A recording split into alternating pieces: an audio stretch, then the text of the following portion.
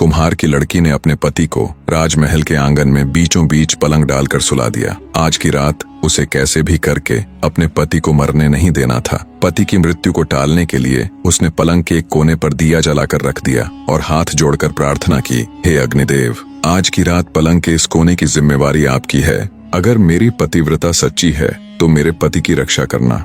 पलंग के दूसरे कोने पर एक लौटा जल भरकर रख दिया और बोली, हे जलदेव, अगर मेरी भक्ति सच्ची है तो आज की रात मेरे पति की रक्षा करना। शौर्यवती ने पलंग के तीसरे कोने के पास कुछ गेहूं के बीज रख दिए और बोली, हे अन्न देवता, इस कोने का भार मैं आपको सौंप रही हूँ। आज रात मेरे पति की रक्षा का दायित्व आपका है। और पलंग के चौथे कोने के पास वो खुद खड़ी हो गई।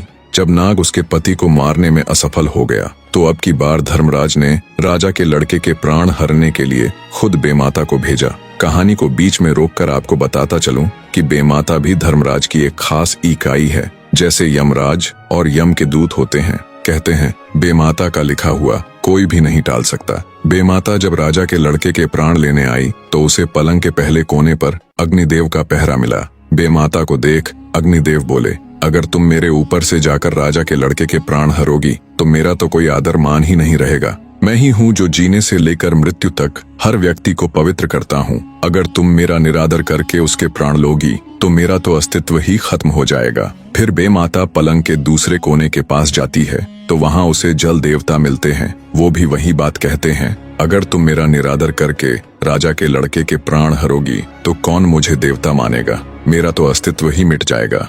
जब वो पलंग के तीसरे कोने पर जाती है तो वहाँ उसे अन्न देवता का पहरा मिलता है। वो भी वही बात कहते हैं। बेमाता अन्न देवता की बात भी मान लेती है। जब वो पलंग के चौथे यानी आखिरी कोने के पास जाती है तो उन्हें देखते ही कुम्हार की लड़की भागकर बेमाता के पास आकर उसके पैर दबा देती है। जैसे ही शौर्यवती बेमाता के पैर दबाती है तो वे बोल पड़ती हैं, सदा सुखी रहो, सदा सुहागन रहो, भगवान तुम्हारी जोड़ी बनाए रखे। बेमाता जल्दबाजी में ये सब बोल जाती है। उसे ध्यान ही नहीं रहा कि वो यहाँ उसे आशीर्वाद देने नहीं बल्कि उसके पति के प्राण लेने के लिए आई है। अब मुख से शब्द तो निकल चुके थे।